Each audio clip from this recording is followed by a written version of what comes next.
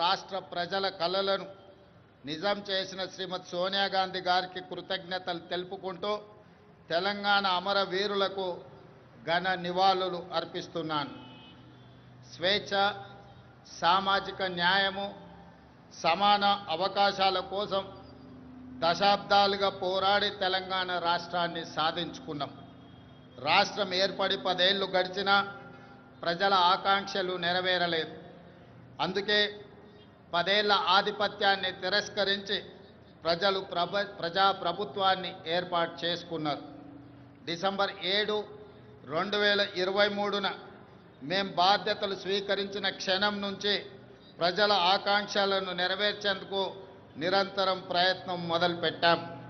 మేం బాధ్యతలు చేపట్టే నాటికి రాష్ట్ర ఆర్థిక వ్యవస్థ అస్తవ్యస్తమైనది. వ్యవస్థలన్నీ నిర్వీర్యమయ్యాయి. జరిగిన తప్పిదాలను సరిదిద్ది రాష్ట్రాన్ని గాడిన పెట్టాల్సిన బాధ్యత మాపై ఉంది. ఇది నల్లేరుపై నడక కాదని మాకు తెలుసు.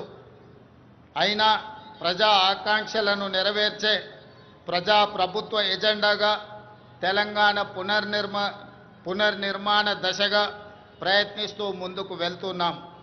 మిత్రులారా, కట్టు బానిసత్వాన్ని, వెట్టి చాకిరిని తెలంగాణ సమాజం ఏమాత్రము సహించదు. అందుకే ప్రజాప్రభుత్వంలో ప్రజల ఆలోచనలే మా ఆచరణగా ముందుకు వెళ్తున్నాం. గత 10 ఏళ్ల నిర్వీర్యమైన వ్యవస్థలను ఒక్కొక్కటిగా చక్కదిద్దుతున్నాం. నిర్లక్ష్యానికి గురైన యూనివర్సిటీలకు వీసీలను నియమించాం. తెలంగాణ పబ్లిక్ సర్వీస్ కమిషన్ని ప్రక్షాళన చేసి పోటీ పరీక్షలను నిర్వహిస్తున్నాం. విద్యా కమిషన్, వ్యవసాయ కమిషన్ని ఏర్పాటు చేసుకున్నాం. సమాచార హక్కు కమిషనర్లను, లోకాయుక్త, హెచ్ఆర్సీ కమిషన్లను ఏర్పాటు చేసుకొని వ్యవస్థలను స్వతంత్రంగా పనిచేసేలా చర్యలు తీసుకున్నాం. తెలంగాణ సమాజానికి పునాదులు మహిళలే. ఈనాడు తెలంగాణ సమాజం రాణి రుద్రమ్మను, సమ్మక్క సారలమ్మను, చాకలి ఐలమ్మను, మల్లు స్వరాజ్యాన్ని ఆదర్శంగా తీసుకొని ఈ మహిళల అభివృద్ధి కోసం తెలంగాణ ప్రజాప్రభుత్వం ప్రయత్నం చేస్తున్నది. అందుకే 1 కోటి మంది ఆడబిడ్డలను కోటీశ్వరులుగా చేయాలనే ఉక్కు సంకల్పంతో ప్రజాప్రభుత్వం ముందుకు వెళ్తున్నది. మహిళల ఆర్థిక స్వావలంబనకు ఇందిరా మహిళా శక్తి పాలసీని ఆవిష్కరించుకున్నాం. మహిళలను పారిశ్రామికవేత్తలుగా తీర్చిదిద్దే లక్ష్యంతో తొలి ఏడాదిలోనే 21,000 కోట్ల సున్నా వడ్డీ రుణాలను మహిళలకు పంపిణీ చేశాం. పాఠశాలల్లో మౌలిక వసతులను కల్పించేందుకు పనులను అమ్మ ఆదర్శ కమిటీలకు అప్పచెప్పాం. దేశంలో అదానీ అంబానీలతో పోటీ పడేలా మహిళా స్వయం సహాయక సంఘాలతో సోలార్ విద్యుత్ ఉత్పత్తి ప్లాంట్లను ఏర్పాటు చేయించాం.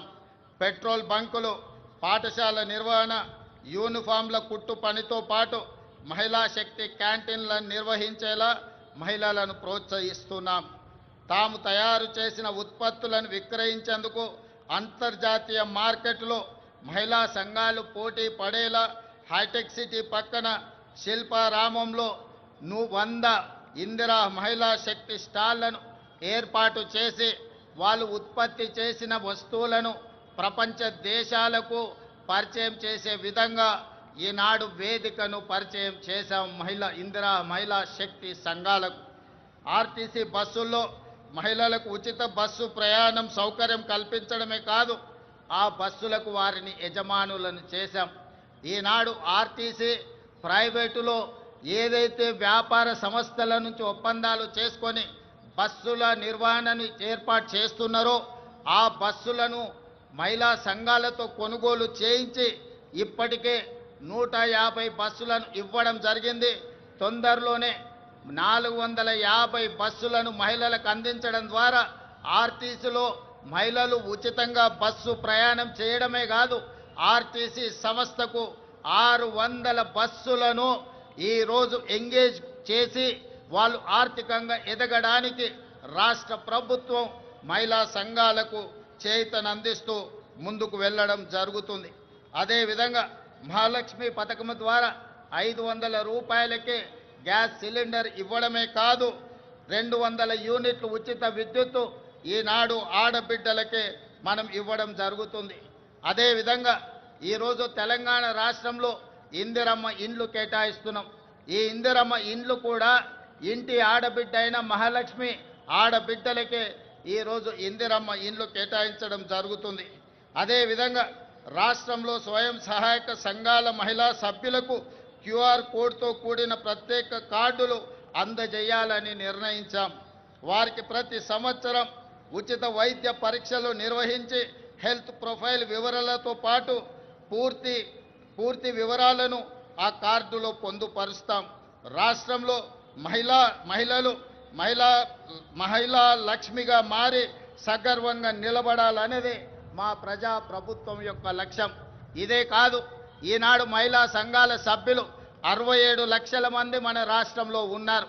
వాళ్ళందరికీ కూడా ప్రతి సంవత్సరం 2 జతల చీరలను ఆడబిడ్డ కానుకగా ఈరోజు తెలంగాణ రాష్ట్ర ప్రభుత్వం ఇవ్వడం ద్వారా వాళ్ళ ఆత్మగౌరవాన్ని నిలబెట్టి ఈ మహిళలతో మాకు కుటుంబ అనుబంధం ఉంది అని చెప్పి ఈనాడు తెలంగాణ ప్రజాప్రభుత్వము ఒక ఔదార్యాన్ని ప్రదర్శించి ఆడబిడ్డలను ఆదుకునే ప్రయత్నం చేస్తున్నాం.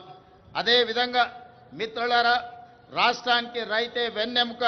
అందుకే రైతు సంక్షేమమే ధ్యేయంగా ప్రజాప్రభుత్వం పనిచేస్తుంది. ఇచ్చిన మాట ప్రకారం ఏకకాలంలో 2 లక్షల రైతు రుణమాఫీ చేసి రైతులను రుణ విముక్తులను చేశాం. కేవలం మొదటి సంవత్సరం లోపలనే 25,35,964 మంది రైతు కుటుంబాలకు 20,617 కోట్ల రూపాయల రైతు రుణమాఫీ చేసి రుణ విముక్తులను చేయడం ద్వారా రైతులు ఆత్మగౌరవంతో బ్రతికే విధంగా ఈనాడు ప్రజాప్రభుత్వం చర్యలు చేపట్టింది.